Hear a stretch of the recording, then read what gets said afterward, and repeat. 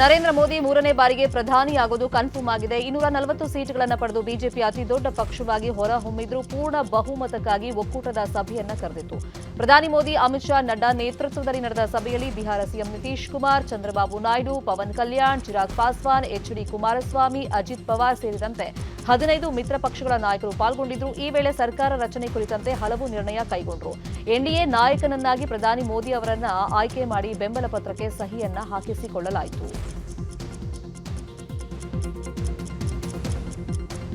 ಇನ್ನು ನರೇಂದ್ರ ಮೋದಿ ಅವರನ್ನ ಪ್ರಧಾನಿಯಾಗಿ ಆಯ್ಕೆ ಮಾಡಿದ್ದು ನಾಳೆ ಸಂಜೆ ರಾಷ್ಟ್ರಪತಿ ದ್ರೌಪದಿ ಮುರ್ಮು ಅವರನ್ನ ಭೇಟಿಯಾಗಿ ಸರ್ಕಾರ ರಚನೆಯ ಹಕ್ಕು ಮಂಡಿಸಲು ನಿರ್ಧಾರವನ್ನ ಮಾಡಲಾಗಿದೆ. ಜೂನ್ 8ರಂದು ಅಂದ್ರೆ ಶನಿವಾರ ಪ್ರಮಾಣ ವಚನ ಕಾರ್ಯಕ್ರಮ ಅದ್ದೂರಿಯಾಗಿ ನಡೆಯಲಿದೆ. ಇನ್ನು ಸಭೆ ಬಳಿಕ ಚಂದ್ರಬಾಬು ನಾಯ್ಡು ಬಿಜೆಪಿ ನಾಯಕ ಪಿಯೂಷ್ ಗೋಯಲ್ ಅವರನ್ನ ಭೇಟಿಯಾಗಿದ್ರು. ಈ ವೇಳೆ ಖಾತೆ ಹಂಚಿಕೆ ಕುರಿತಂತೆ ಚರ್ಚೆ ಮಾಡಿದ್ದಾರೆ ಅಂತ ಹೇಳಲಾಗ್ತಾ ಇದೆ.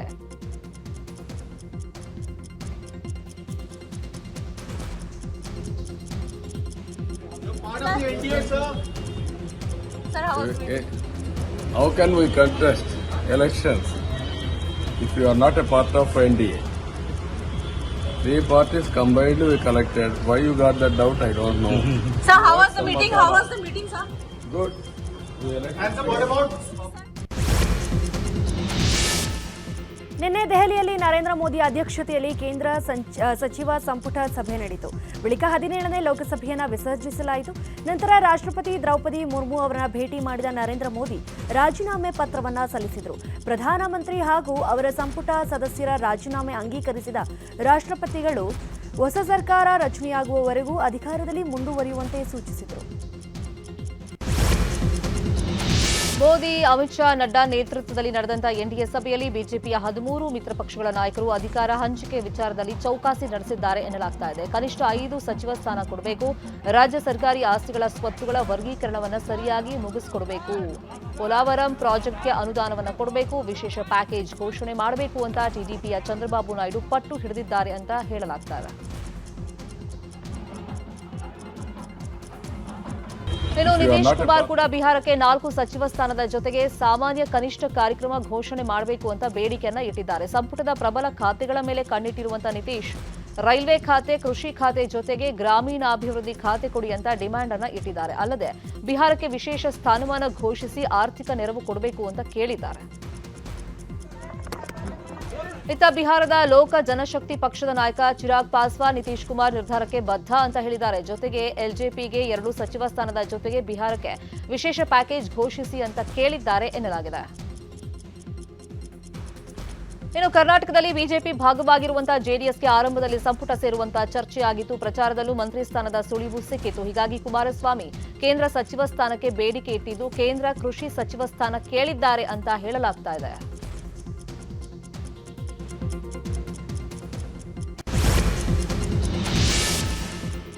ಎನ್ಡಿಎ ಸಭೆ ಬೆನ್ನಲ್ಲೇ ದೆಹಲಿಯ ಖರ್ಗೆ ನಿವಾಸದಲ್ಲಿ ಇಂಡಿಯಾ ಒಕ್ಕೂಟದ ನಾಯಕರ ಸಭೆ ನಡೆಯಿತು. ಸಭೆಯಲ್ಲಿ ವಿವಿಧ ಪಕ್ಷಗಳ 33 ನಾಯಕರು ಭಾಗಿಯಾಗಿದ್ದರು. ಎನ್ಸಿಪಿ ಮುಖ್ಯಸ್ಥ ಶರದ್ ಪವಾರ್, ಶಿವಸೇನೆಯ ಸಂಜಯ್ ರಾವತ್, ತೇಜಸ್ವಿ ಯಾದವ್ ಸೇರಿದಂತೆ ಅನೇಕ ನಾಯಕರು ಭಾಗಿಯಾಗಿದ್ದರು. ಈ ವೇಳೆ ಸರ್ಕಾರ ರಚನೆಗೆ ತಮ್ಮ ಮುಂದಿರುವ ಆಯ್ಕೆಗಳು, ಸಾಧ್ಯತೆಗಳ ಬಗ್ಗೆ ಚರ್ಚಿಸಿದರು. ಬೆಂಗಳೂರು ಗ್ರಾಮಾಂತರ ಲೋಕಸಭಾ ಕ್ಷೇತ್ರದಲ್ಲಿ ಡಿಕೆ ಸುರೇಶ್ ವಿರುದ್ಧ ಡಾಕ್ಟರ್ ಸಿಎನ್ ಮಂಜುನಾಥ್ ಭಾರೀ ಅಂತರದಿಂದ ಗೆಲುವನ್ನು ಸಾಧಿಸಿದ್ದಾರೆ. ಹೀಗಾಗಿ ಮುಸ್ಲಿಂ ಅಭಿಮಾನಿಯೊಬ್ಬರು ಮಹದೇಶ್ವರ ಬೆಟ್ಟಕ್ಕೆ ತೆರಳಿ ಮುಡಿಕೊಟ್ಟು ಹರಕೆಯನ್ನು ತೀರಿಸಿದ್ದಾರೆ. ಡಾಕ್ಟರ್ ಸಿಎನ್ ಮಂಜುನಾಥ್ ಗೆಲ್ಲಲಿ ಅಂತ ರಾಮನಗರ ತಾಲೂಕಿನ ಗೊಲ್ಲಹಳ್ಳಿ ಗ್ರಾಮದ ಯೂನಸ್ ಅಲಿ ಖಾನ್ ಹರಕೆಯನ್ನು ಹೊತ್ತಿದ್ರು. ಇದೀಗ ಮಂಜುನಾಥ್ ಗೆಲುವು ಸಾಧಿಸ್ತಾ ಇದ್ದಂಗೆ ಸ್ನೇಹಿತರ ಜೊತೆ ಮಾದಪ್ಪನ ಸನ್ನಿಧಿಗೆ ತೆರಳಿ ಮುಡಿಕೊಟ್ಟು ಬಂದಿದ್ದಾರೆ. ಲೋಕಸಭೆ ಚುನಾವಣೆಯಲ್ಲಿ ಬಿಜೆಪಿಗೆ ಅಧಿಕ ಹೆಚ್ಚು ಬಂದ್ರೆ ತಮ್ಮ ಮನೆಯಿಂದ ದಿಗಂಬರೇಶ್ವರ ಮಠದವರೆಗೂ ದೀರ್ಘದಂಡ ನಮಸ್ಕಾರ ಹಾಕ್ತೀನಿ ಅಂತ ಹರಕೆ ಹೊತ್ತಿದ್ರಂತೆ. ಅದರಂತೆ ಈಗ ಬಿಜೆಪಿ ದೊಡ್ಡ ಪಕ್ಷವಾಗಿ ಹೊರಹೊಮ್ಮಿದೆ. ಹೀಗಾಗಿ ಬಿಜೆಪಿ ಕಾರ್ಯಕರ್ತ ಶಿವು ಮಂಗಳೂರು ಅನ್ನೂರು ವಿಜಯಪುರ ಜಿಲ್ಲೆಯ ಕೋಲಾರ ಪಟ್ಟಣದ ದಿಗಂಬರೇಶ್ವರ ಮಠದವರೆಗೂ ದೀರ್ಘದಂಡ ನಮಸ್ಕಾರ ಹಾಕಿ ಹರಕೆಯನ್ನ ತೀರಿಸಿದ್ದಾರೆ. ಮೇಲ್ಮನೆಗೆ ಶಿಕ್ಷಕರ ಹಾಗೂ ಪದವೀಧರರ ಕ್ಷೇತ್ರಗಳಿಗೆ ನಡೆದಂತಹ ಎಲೆಕ್ಷನ್ನ ಫಲಿತಾಂಶ ಇವತ್ತು ಹೊರಬೀಳಲಿದೆ. ಒಟ್ಟು 11 ಸ್ಥಾನಗಳಿಗೆ ಚುನಾವಣೆ ನಡೆದಿದ್ದು ಇವತ್ತು ಮತ ಎಣಿಕೆ ಆಗಲಿದೆ. ಮಧ್ಯಾಹ್ನದ ಒಳಗೆ ಫಲಿತಾಂಶ ಬರಲಿದೆ. ಕಾಂಗ್ರೆಸ್ಗೆ 7, ಬಿಜೆಪಿಗೆ 3 ಹಾಗೂ ಜೆಡಿಎಸ್ನ ಓರ್ವ ಅಭ್ಯರ್ಥಿ ಗೆಲುವನ್ನು ಸಾಧಿಸಲಿದ್ದಾರೆ.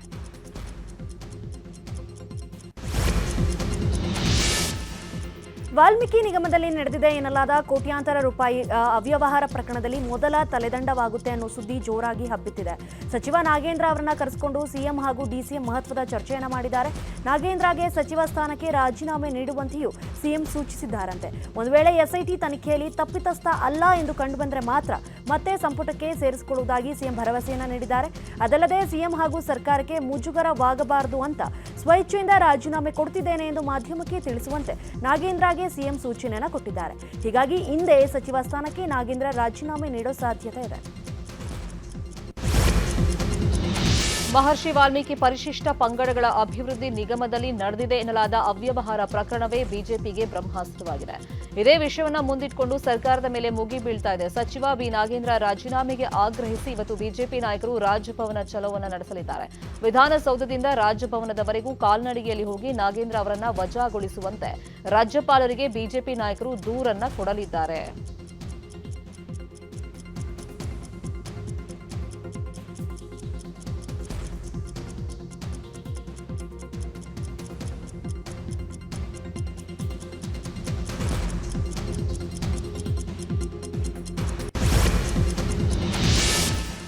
ಮಾಜಿ ಸಚಿವ ಗೂಳಿಹಟ್ಟಿ ಶೇಖರ್ ಸರ್ಕಾರಕ್ಕೆ ಸವಾಲ್ ಹಾಕಿದ್ದಾರೆ. ಬಿಜೆಪಿ ಸರ್ಕಾರ ಅಧಿಕಾರದಲ್ಲಿದ್ದಾಗ ಭೋವಿ ನಿಗಮದಲ್ಲಿ ಭಾರೀ ಅಕ್ರಮ ನಡೆದಿದೆ ಅಂತ ಕೋಟಾ ಶ್ರೀನಿವಾಸ್ ಪೂಜಾರಿ ವಿರುದ್ಧ ಗಂಭೀರ ಆರೋಪವೊಂದನ್ನು ಮಾಡಿದ್ದಾರೆ. ಅಲ್ಲದೆ ಭ್ರಷ್ಟಾಚಾರದ ತನಿಖೆಗೆ ಆಗ್ರಹಿಸಿ ವಾಟ್ಸ್ಆಪ್ ಸ್ಟೇಟಸ್ನಲ್ಲಿ ಆಡಿಯೋವೊಂದನ್ನು ಹಾಕಿಕೊಂಡಿದ್ದಾರೆ. ವಾಲ್ಮೀಕಿ ನಿಗಮದ ಅವ್ಯವಹಾರದ ಬಗ್ಗೆ ದೊಡ್ಡ ಚರ್ಚೆ ಆಗ್ತಿದೆ, ಆದರೆ ಈ ಬಗ್ಗೆ ಯಾರೂ ಗಮನ ಹರಿಸ್ತಿಲ್ಲ ಅಂತ ಆರೋಪವನ್ನು ಮಾಡಿದ್ದಾರೆ. ಉತ್ತರಾಖಂಡ್ನ ಶಾಸ್ತ್ರತಾಳದಲ್ಲಿ ಚಾರಣಕ್ಕೆ ಅಂತ ತೆರಳಿದ ರಾಜ್ಯದ 23 ಜನರ ಪೈಕಿ 9 ಜನರು ಸಾವನ್ನಪ್ಪಿದ್ದಾರೆ. ಹವಾಮಾನ ವೈಪರೀತ್ಯ ಹಿನ್ನೆಲೆಯಲ್ಲಿ ಚಾರಣಕ್ಕೆ ಹೋಗಿದ್ದ ಚಾರಣಿಕರು ಅಲ್ಲೇ ಸಾವನ್ನಪ್ಪಿದ್ದಾರೆ. ಸೇನಾ ಹೆಲಿಕಾಪ್ಟರ್ಗಳ ಮೂಲಕ ಮೃತದೇಹಗಳನ್ನು ರವಾನೆ ಮಾಡಲಾಗಿದೆ. ಸದ್ಯ 23 ಜನರ ಪೈಕಿ ರಕ್ಷಣೆಗೆ ಒಳಗಾದ 8 ಚಾರಣಿಕರನ್ನ ಡೆಹ್ರಾಡೂನ್ನ ರಾಜ್ಯ ಅತಿಥಿ ಗೃಹದಲ್ಲಿ ಇರಿಸಲಾಗಿದೆ. ಇನ್ನು ಕನ್ನಡಿಗರ ರಕ್ಷಣೆಗಾಗಿ ಸಚಿವ ಕೃಷ್ಣ ಬೈರೇಗೌಡ ಉತ್ತರಾಖಂಡ್ನಲ್ಲೇ ಬೀಡು ಬಿಟ್ಟಿದ್ದಾರೆ. ಡೆಹ್ರಾಡೂನ್ಗೆ ತೆರಳಿ ಅಧಿಕಾರಿಗಳ ಜೊತೆ ಚರ್ಚೆಯನ್ನು ನಡೆಸಿದ್ದು ಅದೆಲ್ಲದರ ಸಂಪೂರ್ಣ ಮಾಹಿತಿಯನ್ನು ಸಿಎಂಗೆ ಕೊಟ್ಟಿದ್ದಾರೆ. ಇನ್ನು ಇದೇ ವಿಚಾರಕ್ಕೆ ಸಂಬಂಧಪಟ್ಟಂತೆ ಸಿಎಂ ಸಿದ್ದರಾಮಯ್ಯ ಎಕ್ಸ್ನಲ್ಲಿ ಪೋಸ್ಟ್ ಮಾಡುವ ಮೂಲಕ ಮೃತರಿಗೆ ಸಂತಾಪವನ್ನು ಸೂಚಿಸಿದ್ದಾರೆ. ಚಾರಣಕ್ಕೆ ತೆರಳಿದ್ದ ರಾಜ್ಯದ ಚಾರಣಿಕರು ಮೃತಪಟ್ಟ ಸುದ್ದಿ ತಿಳಿದು ನೋವಾಗಿದೆ. ಮೃತರ ಆತ್ಮಕ್ಕೆ ಶಾಂತಿ ಸಿಗಲಿ ಅಂತ ಪ್ರಾರ್ಥಿಸ್ತೀನಿ ಅಂತ ಎಕ್ಸ್ನಲ್ಲಿ ಪೋಸ್ಟ್ ಅನ್ನು ಹಾಕಿದ್ದಾರೆ.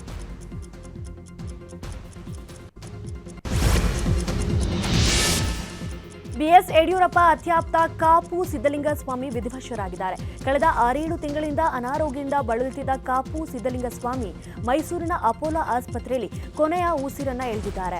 ನಂಜನಗೂಡು ತಾಲೂಕಿನ ಹುಟ್ಟೂರಿನಲ್ಲೇ ಲಿಂಗಾಯತ ವಿಧಿವಿಧಾನದಂತೆ ಅಂತ್ಯಕ್ರಿಯೆಯನ್ನು ನೆರವೇರಲಿದೆ. ವರುಣ ಕ್ಷೇತ್ರದ ಪ್ರಭಾವಿ ಮುಖಂಡರಾಗಿದ್ದ ಕಾಪು 2013ರಲ್ಲಿ ಕೆಜೆಪಿ ಅಭ್ಯರ್ಥಿಯಾಗಿ ಸಿದ್ದರಾಮಯ್ಯ ವಿರುದ್ಧ ತೊಡೆತಟ್ಟಿದ್ರು. ಅಶ್ಲೀಲ ವಿಡಿಯೋ ಪ್ರಕರಣದಲ್ಲಿ ಬಂಧನಕ್ಕೆ ಒಳಗಾಗಿರುವಂತಹ ಪ್ರಜ್ವಲ್ ರೇವಣ್ಣನ ಎಸ್ಐಟಿ ಕಸ್ಟಡಿ ಇವತ್ತು ಅಂತ್ಯವಾಗುತ್ತೆ. ಹೀಗಾಗಿ ಪ್ರಜ್ವಲ್ ರೇವಣ್ಣನನ್ನ ಇವತ್ತು ಮಧ್ಯಾಹ್ನ ಕೋರ್ಟ್ಗೆ ಹಾಜರುಪಡಿಸಲಿದ್ದಾರೆ ಅಧಿಕಾರಿಗಳು. ಈ ವೇಳೆ ಹೆಚ್ಚಿನ ತನಿಖೆಗೆ ಮತ್ತಷ್ಟು ದಿನ ತಮ್ಮ ಕಸ್ಟಡಿಗೆ ನೀಡುವಂತೆ ಎಸ್ಐಟಿ ಅಧಿಕಾರಿಗಳು ಮನವಿಯನ್ನ ಮಾಡಲಿದ್ದಾರೆ. 6 ದಿನಗಳಿಂದ ಎಸ್ಐಟಿ ಕಸ್ಟಡಿಯಲ್ಲಿದ್ದಂತಹ ಪ್ರಜ್ವಲ್ ರೇವಣ್ಣ ತನಿಖೆಗೆ ಸಹಕರಿಸುತ್ತಿಲ್ವಂತೆ. ಯಾವ ಪ್ರಶ್ನೆ ಕೇಳಿದ್ರೂ ನನಗೆ ಗೊತ್ತಿಲ್ಲ ಅನ್ನೋ ಉತ್ತರ ಮಾತ್ರ ಕೊಡ್ತಾ ಇದ್ದಾನಂತೆ. ಎಲೆಕ್ಟ್ರಾನಿಕ್ ಸಿಟಿ ಬಳಿಯ ಜಿಆರ್ ಫಾರ್ಮ್ ಹೌಸ್ನಲ್ಲಿ ಇತ್ತೀಚೆಗೆ ನಡೆದಿದ್ದ ರೇವ್ ಪಾರ್ಟಿ ಪ್ರಕರಣಕ್ಕೆ ಸಂಬಂಧಿಸಿದಂತೆ ತೆಲುಗು ನಟಿ ಹೇಮಾರನ್ನ ಸಿಸಿಬಿ ಕಸ್ಟಡಿಗೆ ನೀಡಲಾಗಿದೆ. ಹೆಚ್ಚಿನ ವಿಚಾರಣೆಗಾಗಿ ಸಿಸಿಬಿ ವಶಕ್ಕೆ ನೀಡುವಂತೆ ಅಧಿಕಾರಿಗಳು ಕೋರ್ಟ್ಗೆ ಮನವಿಯನ್ನ ಮಾಡಿದ್ದಾರೆ. ವಾದ ಆಲಿಸಿದ ಕೋರ್ಟ್ ಹೇಮಾರನ್ನ 24 ಗಂಟೆಗಳ ಕಾಲ ಹೆಚ್ಚಿನ ವಿಚಾರಣೆಗಾಗಿ ಸಿಸಿಬಿ ಕಸ್ಟಡಿಗೆ ನೀಡಿದೆ. ಇಂದು ಸಂಜೆ 6 ಗಂಟೆ ವೇಳೆಗೆ ನಟಿ ಹೇಮಾರನ್ನ ಮತ್ತೆ ಕೋರ್ಟ್ ಮುಂದೆ ಸಿಸಿಬಿ ಅಧಿಕಾರಿಗಳು ಹಾಜರುಪಡಿಸಲಿದ್ದಾರೆ. ರಾಜ್ಯದ ಹಲವೆಡೆ ಮಳೆ ಆರ್ಭಟ ಮುಂದುವರೆದಿದೆ. ಗದಗ ಜಿಲ್ಲೆಯ ರೋಣ ತಾಲೂಕಿನಲ್ಲಿ ಭಾರೀ ಮಳೆಯಾಗಿದ್ದು ವರುಣನ ಆರ್ಭಟಕ್ಕೆ ಮಲಪ್ರಭಾ ನದಿ ಉಕ್ಕಿ ಹರಿತಾ ಇದೆ. ಹೊಳೆ ಆಲೂರು ಬಾದಾಮಿ ರಸ್ತೆ ಜಲಾವೃತವಾಗಿದ್ದು ಸಂಪರ್ಕ ಕಡಿತವಾಗಿದೆ. ಅಲ್ಲದೆ ತುಂಬಿ ಹರಿತಾ ಇರುವಂತಹ ನದಿಯಲ್ಲಿ ಬೈಕ್ ಸವಾರನೊಬ್ಬ ಹುಚ್ಚಾಟವನ್ನ ಆಡಿದ್ದಾನೆ.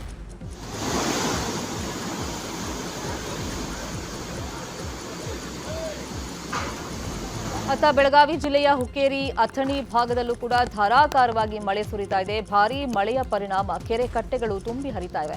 ಅಥಣಿ ತಾಲೂಕಿನ ಅಡಳಟ್ಟಿ ಗ್ರಾಮದಲ್ಲಿ ರಸ್ತೆ ಸಂಚಾರ ಅಸ್ತವ್ಯಸ್ತವಾಗಿತ್ತು.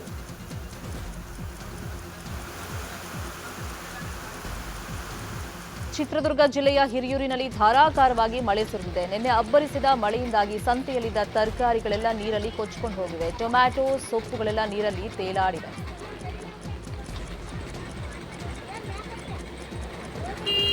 ವಿಜಯನಗರ ಜಿಲ್ಲೆಯ ಕೊಟ್ಟೂರಿನಲ್ಲಿ ಸುರಿದ ಧಾರಾಕಾರ ಮಳೆಯಿಂದಾಗಿ ದೊಡ್ಡ ಅವಾಂತರ ಸೃಷ್ಟಿಯಾಗಿದೆ. ತಾಲೂಕಿನ ಮಲನಾಯಕನಹಳ್ಳಿ ಬಳಿಯಲ್ಲಿ ರಸ್ತೆ ಜಲಾವೃತವಾಗಿ ವಾಹನ ಸವಾರರು ಪರದಾಡಿದರು. ನೀರು ತುಂಬಿ ಹರಿತಾ ಇದ್ದುದರಿಂದ ಕೂಡ್ಲಿಗಿ ಕೊಟ್ಟೂರು ಸಂಪರ್ಕ ಕಟ್ ಆಗಿತ್ತು.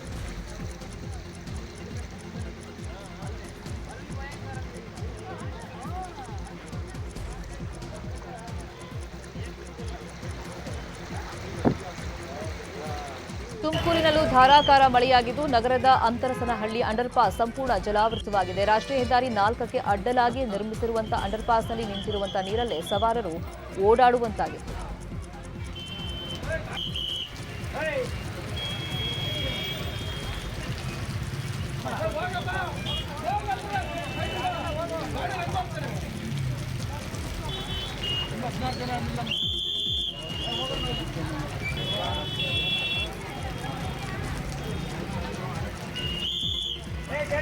ಏಳು ತಿಂಗಳ ನಂತರ ತುಂಗಭದ್ರಾ ನದಿಗೆ ಒಳಹರಿವು ಹೆಚ್ಚಾಗಿದೆ. ಬರಿದಾಗಿದ್ದ ತುಂಗಭದ್ರಾ ಡ್ಯಾಂಗೆ ನೀರು ಬರ್ತಾ ಇರೋದ್ರಿಂದ ಕೊಪ್ಪಳ, ಬಳ್ಳಾರಿ, ರಾಯಚೂರಿನ ಭಾಗದ ರೈತರು ಖುಷಿಯಾಗಿದ್ದಾರೆ.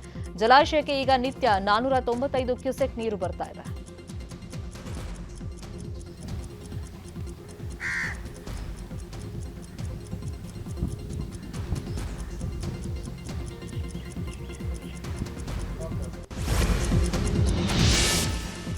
ಬೆಂಗಳೂರಿನ ಹಲವೆಡೆ ಮಳೆರಾಯ ಅಬ್ಬರಿಸಿ ಬೊಬ್ಬರಿಸಿದ್ದಾನೆ. ನಿನ್ನೆ ಸಂಜೆ ಸುರಿದ ಮಳೆಯಿಂದಾಗಿ ಕೆಆರ್ ಮಾರ್ಕೆಟ್ ರಸ್ತೆ ಕೆರೆಯಂತಾಗಿತ್ತು.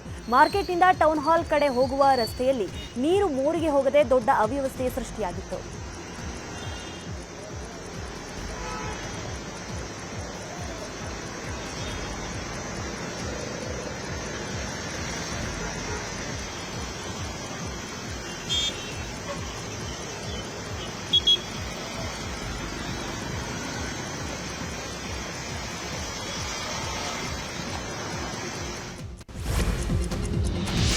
ಮುಂದಿನ 5 ದಿನಗಳ ಕಾಲ ರಾಜ್ಯದ ಹಲವೆಡೆ ಭಾರೀ ಮಳೆ ಆಗಲಿದೆ ಅಂತ ಹವಾಮಾನ ಇಲಾಖೆ ಮುನ್ನೆಚ್ಚರಿಕೆಯನ್ನು ಕೊಟ್ಟಿದೆ. ಉತ್ತರ ಕನ್ನಡ, ದಕ್ಷಿಣ ಕನ್ನಡ, ಉಡುಪಿ, ಬೆಳಗಾವಿ, ಧಾರವಾಡ, ಗದಗ, ಹಾವೇರಿ, ಕೊಪ್ಪಳ, ವಿಜಯಪುರ, ಬಳ್ಳಾರಿ, ಬೆಂಗಳೂರು ಗ್ರಾಮಾಂತರ, ಬೆಂಗಳೂರು ನಗರ ಸೇರಿದಂತೆ ರಾಜ್ಯದ 17 ಜಿಲ್ಲೆಗಳಲ್ಲಿ ಮುಂದಿನ 5 ದಿನಗಳ ಕಾಲ ವರುಣ ಅಬ್ಬರಿಸಲಿದ್ದಾನಂತೆ.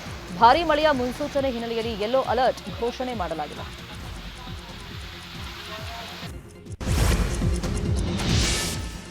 ಕೆಎಸ್ಆರ್ಟಿಸಿ ಬಸ್ನ ಬ್ರೇಕ್ ಫೇಲ್ ಆಗಿ ಪ್ಲಾಟ್ಫಾರ್ಮ್ಗೆ ನುಗ್ಗಿರುವ ಘಟನೆ ಗದಗ ಜಿಲ್ಲೆಯ ಮುಂಡರಗಿ ಬಸ್ ನಿಲ್ದಾಣದಲ್ಲಿ ನಡೆದಿದೆ. ಬ್ರೇಕ್ ಫೇಲ್ ಆಗಿದ್ದರಿಂದ ಬಸ್ ಕಂಟ್ರೋಲ್ ತಪ್ಪಿದೆ. ಇದರಿಂದಾಗಿ ಡ್ರೈವರ್ ಏಕಾಏಕಿ ಬಸ್ ಪ್ಲಾಟ್ಫಾರ್ಮ್ಗೆ ಒಳಗೆ ನುಗ್ಗಿಸಿದ್ದಾನೆ. ಕಂಬಕ್ಕೆ ಬಸ್ ಡಿಕ್ಕಿಯಾಗಿ ಹೊಡೆದ ಪರಿಣಾಮ ಪ್ಲಾಟ್ಫಾರ್ಮ್ನಲ್ಲಿ ಕೂತಿದ್ದ ಹಾಗೂ ಬಸ್ನಲ್ಲಿದ್ದ ಕೆಲ ಪ್ರಯಾಣಿಕರಿಗೆ ಸಣ್ಣ ಪುಟ್ಟ ಗಾಯಗಳಾಗಿದ್ದು ಸ್ಥಳೀಯ ಆಸ್ಪತ್ರೆಗೆ ದಾಖಲಿಸಿದ್ದಾರೆ.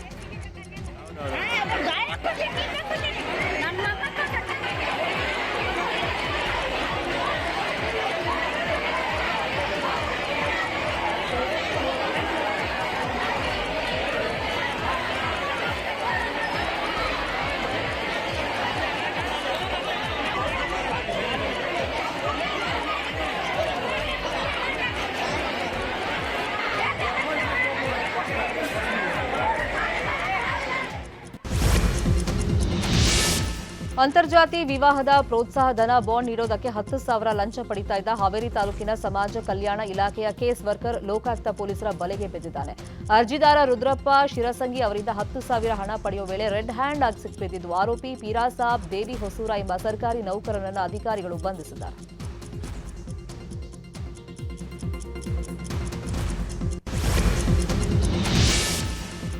ಕೋಲಾರ ಜಿಲ್ಲೆಯ ಕೆಜಿಎಫ್ ನಗರದಲ್ಲಿ ದರೋಡೆಕೋರರ ಆತಂಕ ಹೆಚ್ಚಾಗಿದೆ. ಕೆಜಿಎಫ್ ನಗರದ 6ನೇ ಕ್ರಾಸ್ನಲ್ಲಿ 5ಕ್ಕೂ ಹೆಚ್ಚು ಮುಸುಕುದಾರಿಗಳು ರಾಡ್ ಹಾಗೂ ಹೈಡ್ರಾಲಿಕ್ ಕಟ್ಟರ್ಗಳನ್ನು ಹಿಡಿದುಕೊಂಡು ಬಂದು ಮನೆಯೊಳಗೆ ದರೋಡೆಗೆ ವಿಫಲ ಯತ್ನ ನಡೆಸಿದ್ದಾರೆ. ಪ್ರಸನ್ನ ಅನ್ನೋರ ಮನೆಯ ಕಿಟಕಿ ರಾಡ್ಗಳನ್ನು ಮುರಿದು ಕದೀಮರು ಮನೆಯೊಳಗೆ ನುಗ್ಗೋದಕ್ಕೆ ಯತ್ನಿಸಿದ್ದಾರೆ. ಮನೆ ಮಾಲೀಕ ಎಚ್ಚರಗೊಳ್ತಿದ್ದಂತೆ ಅಲ್ಲಿಂದ ಕಾಲ್ಕಿತ್ತಿದ್ದಾರೆ. ಕಳ್ಳರು ಬಂದು ಹೋಗಿದ್ದು ಸಿಸಿಟಿವಿಯಲ್ಲಿ ಸೆರೆಯಾಗಿದೆ.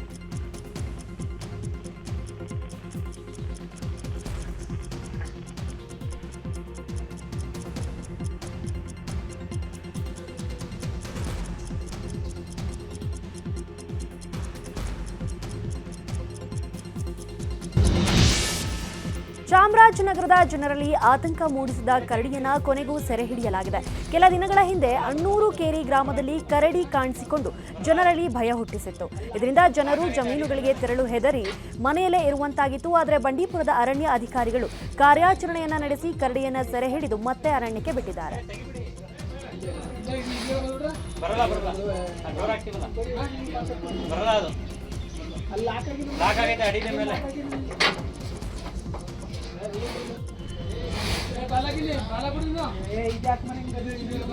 ತೆಗಿಬಿಡಿ ಬರಲ್ಲ ಅದು ಲಾಕ್ ಆಗೈತೆ ಅಡಿನ ಮೇಲೆ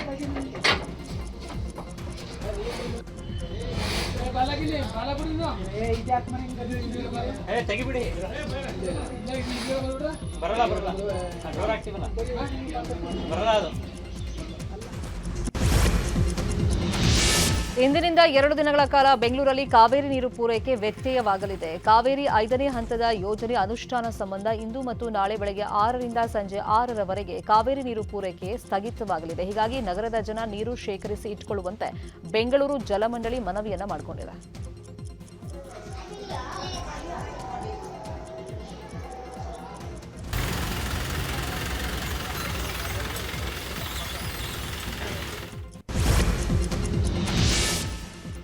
ಭಾರತದಲ್ಲಿ ಮುಂಗಾರು ಪೂರ್ವ ಮಳೆ ಚುರುಕುಗೊಂಡಿದೆ. ಹಲವಾರು ಜಿಲ್ಲೆಗಳಲ್ಲಿ ರಾಜ್ಯಗಳಲ್ಲಿ ಮಳೆರಾಯ ಅಬ್ಬರಿಸಿ ಬೊಬ್ಬರಿಸಿದ್ದಾನೆ. ಇನ್ನು ಹಿಮಾಚಲ ಪ್ರದೇಶದ ಕುಲುವಿನಲ್ಲಿ ಆಲಿಕಲ್ಲಿನ ಮಳೆಯಾಗಿದೆ. ಹಿಮಾಚಲ ಪ್ರದೇಶದಲ್ಲಿ ಮನಾಲಿ ಸೇರಿದಂತೆ ಹಲವು ಭಾಗಗಳಲ್ಲಿ ಭಾರೀ ಮಳೆಯಾಗ್ತಿದ್ದು ಜನಜೀವನವೇ ಅಸ್ತವ್ಯಸ್ತವಾಗಿದೆ.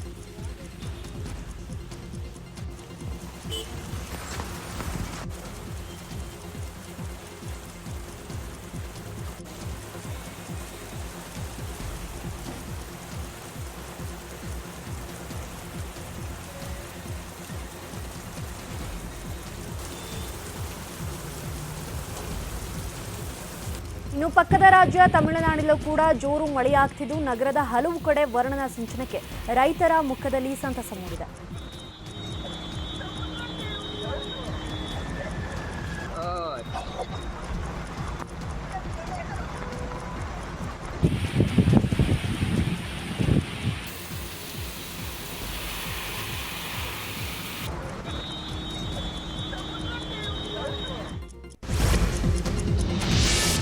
ಅಸ್ಸಾಂನಲ್ಲಿ ಧಾರಾಕಾರ ಮಳೆ ಮುಂದುವರೆದಿದ್ದು ಗುವಾಹಟಿಯಲ್ಲಿ ಪ್ರವಾಹದ ಪರಿಸ್ಥಿತಿ ನಿರ್ಮಾಣವಾಗಿದೆ. ರಸ್ತೆಗಳ ತುಂಬಾ ನೀರು ತುಂಬಿ ಕೆರೆತರ ಆಗಿದ್ದು ಕಾರ್ಗಳು ನೀರಲ್ಲಿ ತೇಲ್ತಾ ಇವೆ. ಜನ ಮನೆಗಳನ್ನು ಖಾಲಿ ಮಾಡಿ ಸಂಬಂಧಿಕರು ಹಾಗೂ ನಿರಾಶ್ರಿತರ ನಿವಾಸದಲ್ಲಿ ಆಶ್ರಯವನ್ನು ಪಡ್ಕೊಂಡಿದ್ದಾರೆ.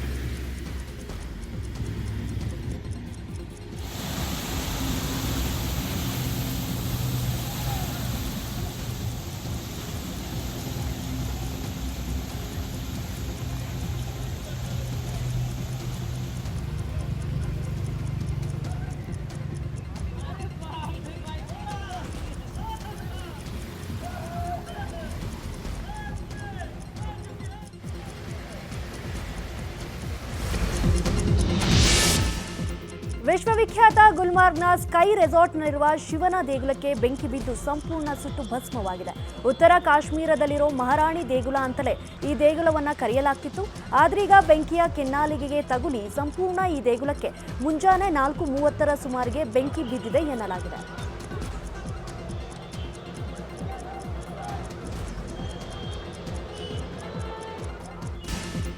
ಭಾರತೀಯ ಮೂಲದ ನಾಸಾ ಗಗನಯಾತ್ರಿ ಸುನಿತಾ ವಿಲಿಯಮ್ಸ್ ಅವರು ಬೋಯಿಂಗ್ನ ಸ್ಟಾರ್ ಲೈನರ್ ಬಾಹ್ಯಾಕಾಶ ನೌಕೆಯಲ್ಲಿ ಬಾಹ್ಯಾಕಾಶಕ್ಕೆ ಹಾರಿದ್ದಾರೆ. 2 ಪ್ರಯತ್ನಗಳು ವಿಫಲವಾದ ನಂತರ 3ನೇ ಯತ್ನದಲ್ಲಿ ಅವರು ಬಾಹ್ಯಾಕಾಶಕ್ಕೆ ಜಿಗುವಲಿ ಯಶಸ್ವಿಯಾಗಿದ್ದಾರೆ. ಸುನಿತಾ ವಿಲಿಯಮ್ಸ್ ಮತ್ತು ಅವರ ಸಹೋದ್ಯೋಗಿ ಬುಚ್ ವಿಲ್ನೋರ್ ಗಗನಯಾತ್ರೆಯನ್ನು ಕೈಗೊಂಡಿದ್ದರು. ಆದರೆ ತಾಂತ್ರಿಕ ಸಮಸ್ಯೆಗಳ ಕಾರಣ 2 ಬಾರಿ ಉಡಾವಣೆಯನ್ನು ಸ್ಥಗಿತಗೊಳಿಸಲಾಗಿತ್ತು. T20 ವಿಶ್ವಕಪ್ನಲ್ಲಿ ಟೀಂ ಇಂಡಿಯಾ ಶುಭಾರಂಭ ಮಾಡಿದೆ. ಐರ್ಲೆಂಡ್ ವಿರುದ್ಧ ನಡೆದಂತ ಪಂದ್ಯದಲ್ಲಿ ಬ್ಲೂ ಬಾಯ್ಸ್ ಅಬ್ಬರಿಸಿದ್ದಾರೆ. ಟಾಸ್ ಸೋತು ಮೊದಲು ಬ್ಯಾಟಿಂಗ್ ಮಾಡಿದ ಐರ್ಲೆಂಡ್ ಭಾರತದ ಬೌಲರ್ಗಳ ದಾಳಿಗೆ ತತ್ತರಿಸೋಯಿತು. 96 ರನ್ ಗಳಿಸಿದ ಐರ್ಲೆಂಡ್ 16 ಓವರ್ನಲ್ಲಿ ಆಲ್ಔಟ್ ಆಗಿತ್ತು. ಈ ಗುರಿ ಬೆನ್ನತ್ತಿದ ರೋಹಿತ್ ಪಡೆ 12.2 ಓವರ್ನಲ್ಲೇ 2 ವಿಕೆಟ್ ನಷ್ಟಕ್ಕೆ ಗೆಲುವಿನ ದಡವನ್ನು ಸೇರಿತು. ರೋಹಿತ್ ಹಾಗೂ ರಿಷಬ್ ಪಂತ್ ಐರ್ಲೆಂಡ್ ಬೌಲರ್ಗಳ ಬೆಂಡೆತ್ತಿದ್ರು. ಫ್ರೆಂಚ್ ಓಪನ್ ಗ್ರ್ಯಾಂಡ್ ಸ್ಲಾಮ್ನ ಟೂರ್ನಿಯಲ್ಲಿ ಕನ್ನಡಿಗ ರೋಹನ್ ಬೋಪಣ್ಣ ಕಮಾಲ್ ಮಾಡ್ತಿದ್ದಾರೆ. ಪುರುಷರ ಡಬಲ್ಸ್ನಲ್ಲಿ ರೋಹನ್ ಬೋಪಣ್ಣ ಹಾಗೂ ಮ್ಯಾಥ್ಯೂ ಎಬ್ಡಿನ್ ಸೆಮಿಫೈನಲ್ನ ಪ್ರವೇಶಿಸಿದ್ದಾರೆ. ಬೆಲ್ಜಿಯಂನ ಸ್ಯಾಂಡರ್ ಜಿಲ್ ಹಾಗೂ ಜೋರಾನ್ ವಿಜೆನ್ ವಿರುದ್ಧ ಜಿದ್ದಾಜಿದ್ದಿನ ಹೋರಾಟ ನಡೆಸಿ 7-6, 5-7, 6-1 ಸೆಟ್ಗಳ ಅಂತರದಿಂದ ಜಯ ಸಾಧಿಸಿದರು. ಮಾಜಿ ಸಚಿವ ಗೂಳಿಹಟ್ಟಿ ಶೇಖರ್ ಬಾಂಬ್ ಅನ್ನು ಸಿಡಿಸಿದ್ದಾರೆ. ಬಿಜೆಪಿ ಕಾಲದಲ್ಲಿ ಸುಮಾರು 100 ಕೋಟಿ ಹಗರಣ ಆಗಿದೆ ಅಂತ ಹೇಳಿ ಗಂಭೀರವಾದ ಆರೋಪವನ್ನ ಮಾಡಿದ್ದಾರೆ. ಹಿಂದಿನ ಬಸವರಾಜ ಬೊಮ್ಮಾಯಿ ಸರ್ಕಾರದಲ್ಲಿ ಭ್ರಷ್ಟಾಚಾರ ನಡೆದಿದೆ ಅಂತ ಆರೋಪವನ್ನ ಗೂಳಿಹಟ್ಟಿ ಮಾಡಿದ್ದಾರೆ. ಈಗ ಎಸ್ಟಿ ನಿಗಮದಲ್ಲಿ ಅವ್ಯವಹಾರ ದೊಡ್ಡ ಪ್ರಮಾಣದಲ್ಲಿ ಆಗಿದೆ ಅಂತ ರಾಜ್ಯ ಸರ್ಕಾರದ ಮೇಲೆ ಬಿಜೆಪಿಯವರು ಮುಗಿ ಬೀಳ್ತಿದ್ದಾರೆ. ನಾಗೇಂದ್ರ ರಾಜೀನಾಮೆಗೆ ಒತ್ತಡ ಹಾಕ್ತಿದ್ದಾರೆ. ಇಂಥ ಸಂದರ್ಭದಲ್ಲಿ ಗೂಳಿಹಟ್ಟಿ ಶೇಖರ್ ಹಿಂದಿನ ಸರ್ಕಾರದಲ್ಲಿ ಆದಂತ ಅವ್ಯವಹಾರವನ್ನ ಪ್ರಸ್ತಾಪ ಮಾಡಿದ್ದಾರೆ. ನಾನು ಭೋವಿ ನಿಗಮದ ಅಧ್ಯಕ್ಷನಾಗಿದ್ದೆ, ಆ ಟೈಮ್ನಲ್ಲಿ ಹಗರಣ ಆಗಿದೆ. ಕೋಟಾ ಶ್ರೀನಿವಾಸ್ ಪೂಜಾರಿ ಮಿನಿಸ್ಟರ್ ಆಗಿದ್ದಾಗ ಹಗರಣ ಆಗಿದೆ. ಕೋಟಾ ಪೂಜಾರಿ 50ರಿಂದ 60 ಕೋಟಿ ಆಸ್ತಿ ಮಾಡಿದ್ರು ಅಂತ ಆರೋಪಗಳಿದೆಯಲ್ಲ, ಅದು ಎಲ್ಲಿಂದ ಬಂತು ಅಂತ ಹೇಳಿ ಈಗ ತನಿಖೆ ಆಗಬೇಕು ಅನ್ನೋ ಆಗ್ರಹವನ್ನ ಮಾಡಿದ್ದಾರೆ. ಕೋಟಾ ಶ್ರೀನಿವಾಸ್ ಪೂಜಾರಿ ಅವರು ಮಂತ್ರಿಯಾಗಿದ್ದಾಗ ಆಗಿರ್ತಕ್ಕಂಥ ಹಗರಣಗಳು, ನೀವು ಸಿಬಿಐಗೆ ಹಾಕ್ತೀರ, ಸಿಬಿಐಗೆ ಹಾಕಕ್ಕೆ ಹೋಗ್ಬೇಡಿ, ದಯಮಾಡಿ ಸಿಬಿಐಗೆ ಹಾಕಕ್ಕೆ ಹೋಗ್ಬೇಡಿ. ಇದನ್ನ ನಾವು ಸಿಒಡಿ ಕೊಟ್ಟಿದ್ದೀವಿ. ಸಿಟ್ಟಿಂಗ್ ಹೈಕೋರ್ಟ್ಗೆ ಹಾಕ್ತಿರೋ ಸುಪ್ರೀಂ ಕೋರ್ಟ್ಗೆ ಹಾಕ್ತಿರೋ ಸಿಟ್ಟಿಂಗ್ ಜಡ್ಜ್ ನೇತೃತ್ವದಲ್ಲಿ ಭೋವಿ ನಿಗಮದಲ್ಲಿ ಏನೋ ಅವ್ಯವಹಾರ ಆಗಿತ್ತೋ, ಯಾವ್ಯಾವ ನಿಗಮದಲ್ಲಿ ಅವ್ಯವಹಾರ ಆಗಿತ್ತೋ ಆ ನಿಗಮಗಳು ಸೇರಿಕೊಂಡು ಈಗಿನ ದಿವಸ ಸಿಟ್ಟಿಂಗ್ ಜಡ್ಜ್ ಜೊತೆ ಎನ್ಕ್ವೈರಿ ಮಾಡಿಸಿ ನಿಜವಾಗ ಆವಾಗ ಅದಕ್ಕೆ ಅರ್ಥ ಸಿಗುತ್ತೆ. ಸಿಬಿಐಗೆ ಸಿ ಐ ಡಿಗೆ ನಾವು ಕೊಟ್ಟು ಸ್ವಾಮಿ. ಕೋಟಾ ಶ್ರೀನಿವಾಸ ಪೂಜಾರಿ ಪಾಪ ಅವರಂತ ಪ್ರಾಮಾಣಿಕರು ಯಾರೂ ಇಲ್ಲ ದೇಶದಲ್ಲಿ. 50-60 ಕೋಟಿ ಚುನಾವಣಾ ಸಂದರ್ಭದಲ್ಲಿ 60 ಕೋಟಿ ಆಸ್ತಿ ಮಾಡಿದ್ರೆ ಎಲ್ಲಿಂದ ಬಂತು ಅಂತೇಳಿ ಅದು ಉದಾಹರಣೆ ಕೊಟ್ಟೇ ಇಲ್ಲ ಅವರು. ಸ್ವಾಮಿ ನಾನು ಹೇಳ್ತಾ ಇದ್ದೀನಿ ಕೇಳಿ, ಇಲ್ಲಿ ಭೋವಿ ನಿಗಮದಲ್ಲಿ 100-120 ಕೋಟಿ ವ್ಯವಹಾರ ಆಯಿತು. ಕೋಟಾ ಶ್ರೀನಿವಾಸ್ ಪೂಜಾರಿ ಅವರು ಮಂತ್ರಿಯಾಗಿದ್ದಾಗ ಆಗಿರ್ತಕ್ಕಂಥ ಹಗರಣಗಳು, ನೀವು ಸಿಬಿಐಗೆ ಹಾಕ್ತೀರ, ಸಿಬಿಐಗೆ ಹಾಕಕ್ಕೆ ಹೋಗ್ಬೇಡಿ, ದಯಮಾಡಿ ಸಿಬಿಐಗೆ ಹಾಕಕ್ಕೆ ಹೋಗ್ಬೇಡಿ. ಇದನ್ನ ನಾವು ಸಿಒಡಿ ಕೊಟ್ಟಿದ್ದೀವಿ.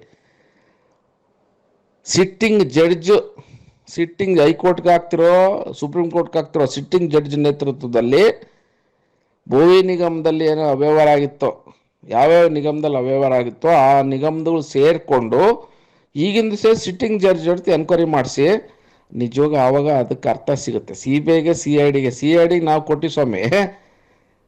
ಕೋಟಾ ಶ್ರೀನಿವಾಸ ಪೂಜಾರಿ ಪಾಪ ಅವರಂತ ಪ್ರಾಮಾಣಿಕರು ಯಾರೂ ಇಲ್ಲ ದೇಶದಲ್ಲಿ. 50-60 ಕೋಟಿ ಚುನಾವಣಾ ಸಂದರ್ಭದಲ್ಲಿ 60 ಕೋಟಿ ಆಸ್ತಿ ಮಾಡಿದ್ರೆ ಎಲ್ಲಿಂದ ಬಂತು ಅಂತೇಳಿ ಅದು ಉದಾಹರಣೆ ಕೊಟ್ಟೇ ಇಲ್ಲ ಅವರು. ಸ್ವಾಮಿ ನಾನು ಹೇಳ್ತಾ ಇದ್ದೀನಿ ಕೇಳಿ, ಇಲ್ಲಿ ಭೋವಿ ನಿಗಮದಲ್ಲಿ 100-120 ಕೋಟಿ ವ್ಯವಹಾರ ಆಯಿತು.